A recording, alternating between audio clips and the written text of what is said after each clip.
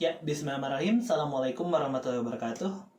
Di sini review spesifik saya buat laptop Asus TUF FX 507ZM yang memiliki prosesor Intel generasi 12 12700H dengan grafis 3060 Ti yang memiliki TGP, kalau nggak salah sebutannya ya, TGP powernya bisa sampai 140 watt. Dan saya cek sendiri pakai hardware info monitor, dia bisa precision boost atau apa gitu ya, tapi saya cek bisa sampai 150 spike dikitnya gitu. Jadi wow, itu cukup bagus karena bisa menggunakan silikonnya dengan baik.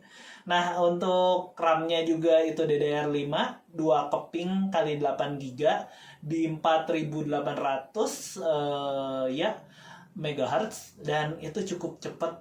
Nanti saya tambahkan gambar-gambarnya dari screenshot yang saya tes. Saya coba cek di Passmark. Passmark itu jadi kalau kalian tahu itu buat ngecek kemampuan CPU, GPU dan sebagainya.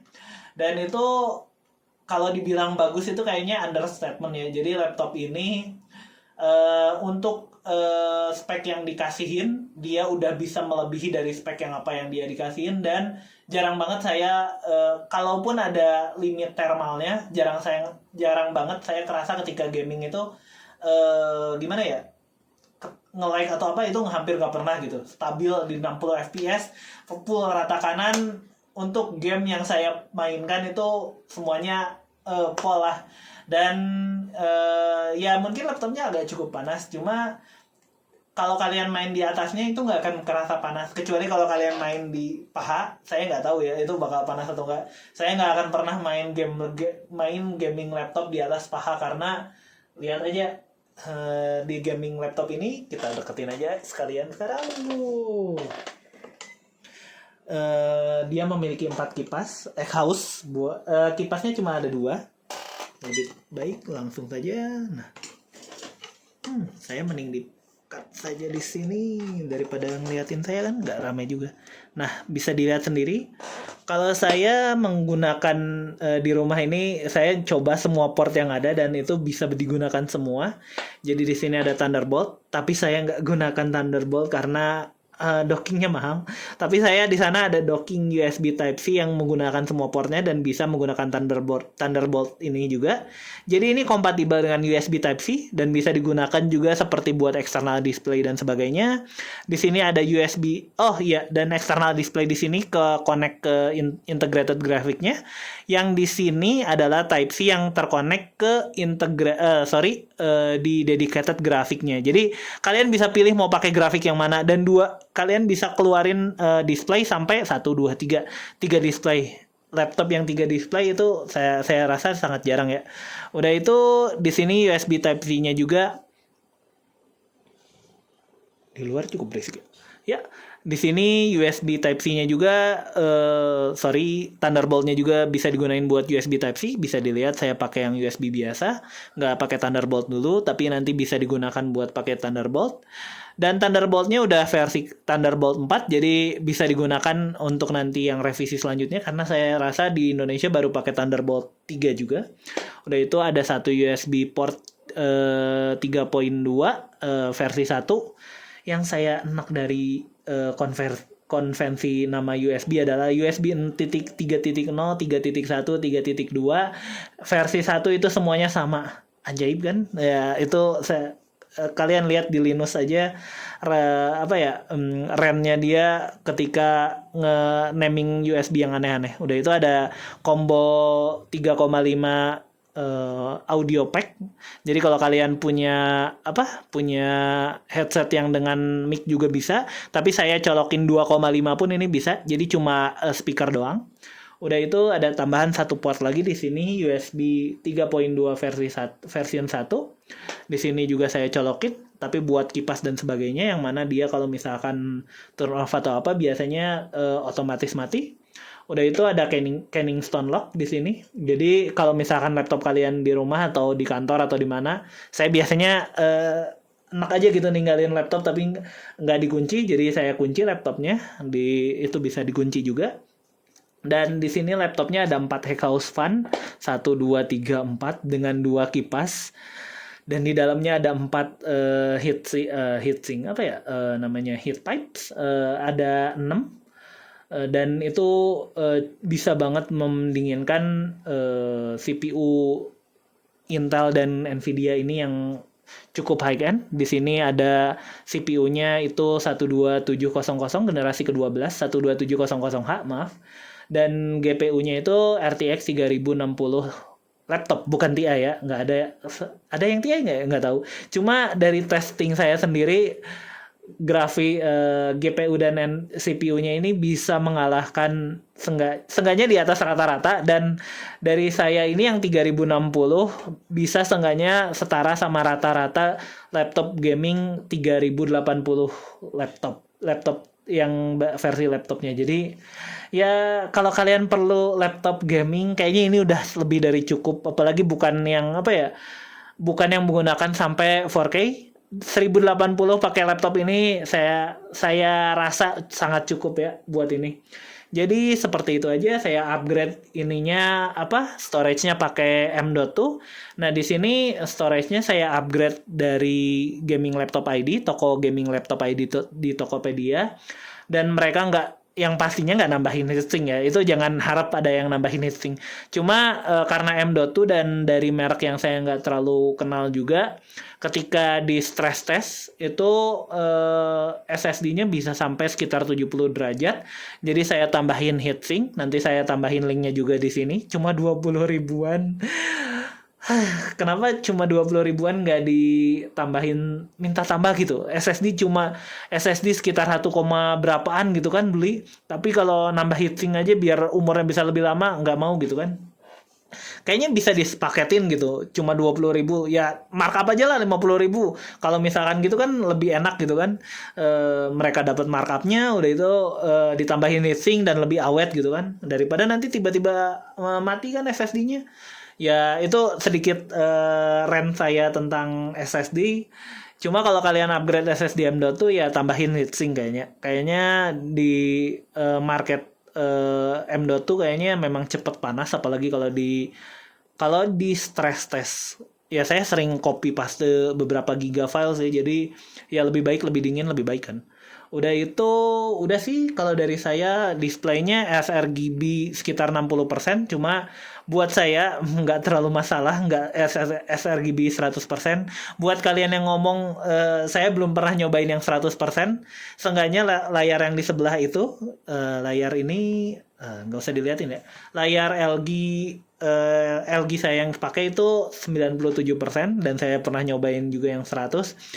Cuma buat saya sendiri nggak terlalu masalah buat layar, tapi yang masalah itu brightness-nya. Dan di Indonesia laptop ini yang bagus brightness-nya belum keluar yang seri 3000 Hz-nya. 300 Hz.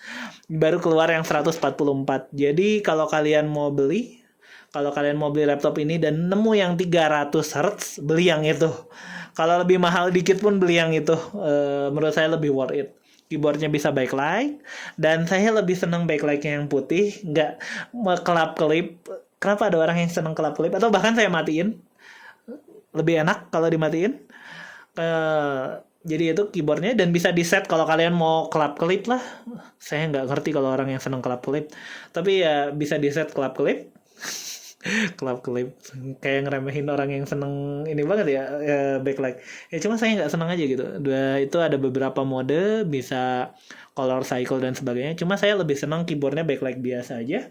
Udah itu saya lebih senangnya ini, kalau kalian beli laptop ROG-nya nggak ada yang ada numpad yang bagusnya. Maksudnya yang di sini gitu. Tapi kalau beli laptop yang TUF, di sini ada numpad. Dan buat kalian power user, kalian bisa nge-custom numpad ini menjadi function key yang lain. Saya ubah ini menjadi function key yang di-set juga dengan mouse yang ada function key-nya, dan seenggaknya saya bisa membuat 30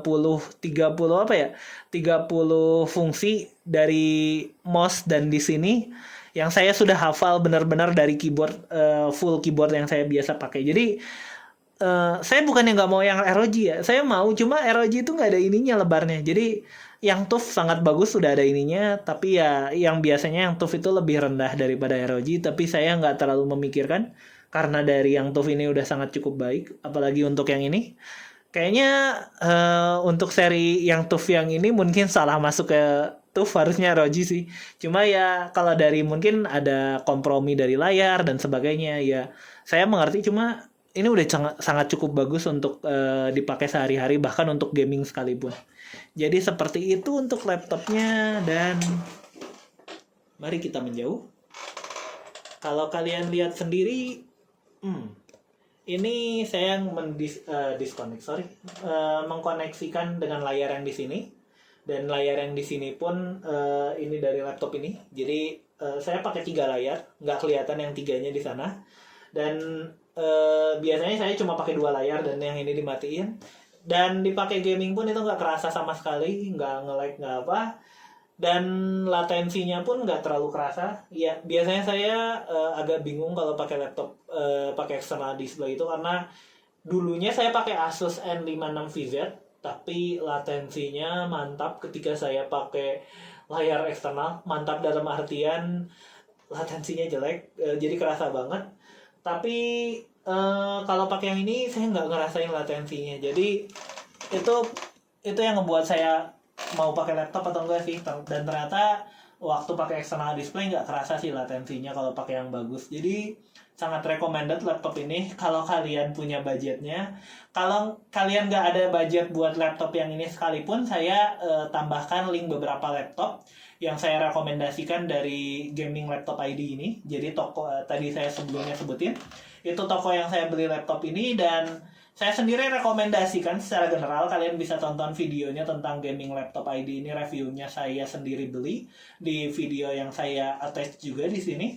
Cuma dari saya sih, kalau kalian beli di situ, beberapa caution, beberapa peringatan dari saya buat beli yang di situ ya. Kalau harganya diminta tambah kalau naik atau apa gitu, kalian punya hak buat nge-cancel kalau misalkan harganya naik. Apalagi kalau misalkan belum dikirim, minta aja gitu, oh kan saya harganya segini, ya cancel aja gitu kan, saya belinya harganya segini gitu. Itu hak pelanggan harusnya. Dan kalau kalian ngelakuin kayak gitu dan disuruh beli beli barang terpisah tapi ternyata barang yang sama tapi di split harga, tolong laporkan di video ini, karena saya termasuk user yang terkena hal seperti itu. Kenapa saya ngomong kayak gini? Karena ya saya juga pekerja di Tokopedia, jadi seenggaknya bisa nge-compile gitu.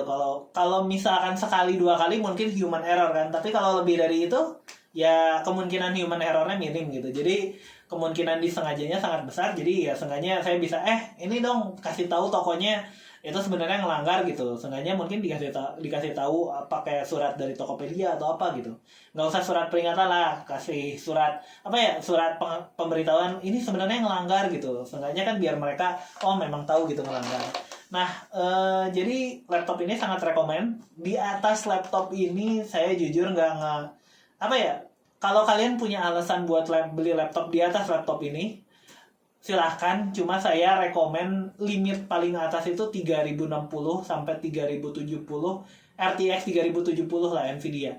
Dan buat kalian yang mau beli laptop generasi RTX generasi 4000, nanti saya mungkin bikin videonya. Cuma secara general temperatur TGP-nya bakal tinggi, dan saya nggak rekomen untuk TGP lebih dari 140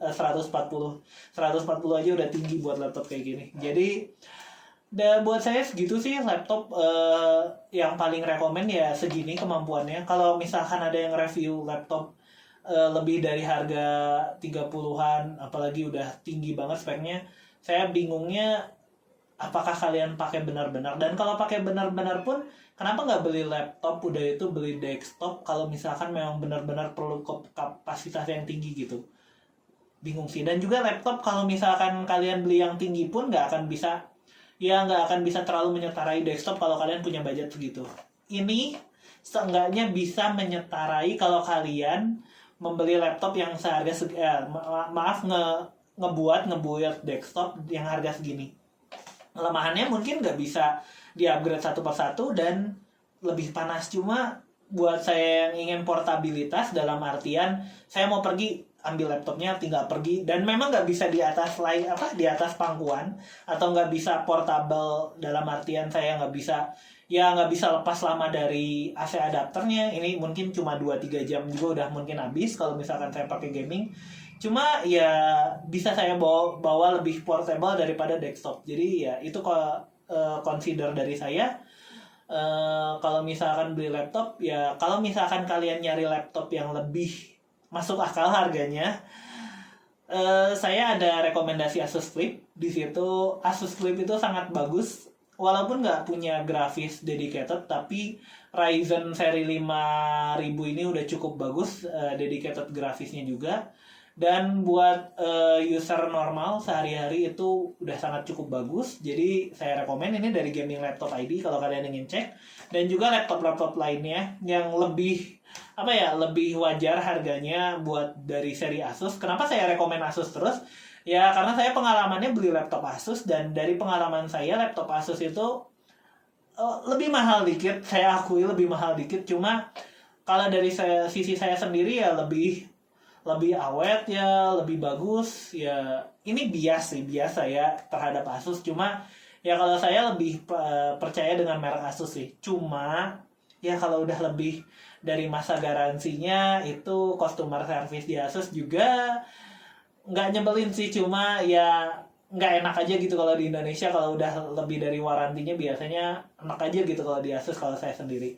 Jadi itu review saya untuk Asus TUF FX507ZM ini. Sangat bagus. Buat saya sendiri udah sangat cukup buat semua kerjaan, gaming, udah itu refreshing, udah itu eksplorasi. Saya juga explore tentang data, udah itu ngebuat saya ingin sebenarnya ngebuat aplikasi kalau ngezoom itu picture-nya bagus, dan saya pakai aplikasi orang lain buat bisa nge-zoom gambar yang kualitas lebih rendah jadi lebih tinggi, tapi tetap ada kualitasnya masih, walaupun nggak sebagus yang original ketika yang gede, tapi lebih seenggaknya bisa terbaca dan bisa terlihat.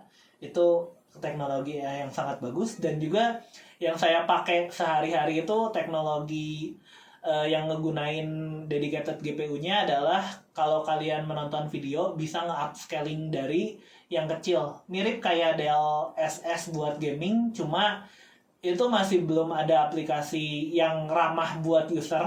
Jadi ya harus tinkering dikit dengan ya kode dan sebagainya gitu, baru bisa dipakai dengan nyaman. Cuma saya sendiri pakai dengan keyboard shortcut yang gampang, jadi itu sangat ngebantu. Seenggaknya video yang kecil bisa dilihat lebih bagus resolusinya gitu, dan lebih nyaman dilihatnya. Jadi ya untuk laptop seperti ini saya sangat pakai resource-nya. Jadi makanya saya beli laptop ini juga. Kalau nggak saya pakai resource dedicated GPU-nya, saya pasti beli yang flip. Lebih enak, bisa di flip, bisa touch.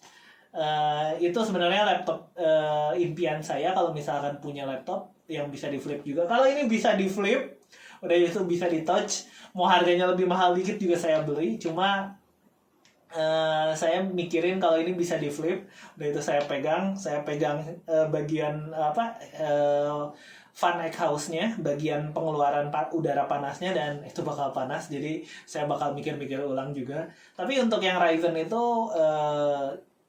karena nggak ada dedicated grafik juga, dan memang buat daily, itu udah cukup bagus. Jadi ya itu review panjang saya sekitar 18 menit untuk Asus FX507 ini. Sangat rekomendasikan, buat saya sangat bagus. Cuma ya buat yang terbiasa dari desktop seperti saya biasanya pakai desktop, suhunya bakal tinggi ya. Itu yang bakal kalian pikirkan. Makanya saya ini pakai kipas di bawahnya. Di bawahnya ini kipas dari saya lupa. Kipasnya ada 4, dan ini di atas kipasnya ini jaring-jaringnya, bukan jaring-jaringnya alasnya ini dari besi yang sangat bisa membantu membuat dingin.